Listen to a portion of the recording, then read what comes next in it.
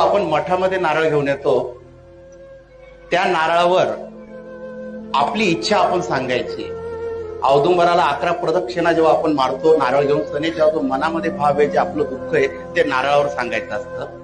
आणि जेव्हा ते नारळ घेऊन इथं आल्यावर इथं महाराजांच्या पादुका ठेवलेल्या असतात, त्याला लावून समोर महाराजांच्या बसायचं. समोर बसल्यावर आपल्या मनामध्ये जी इच्छा आहे ती पूर्ण नारळावर सांगायची.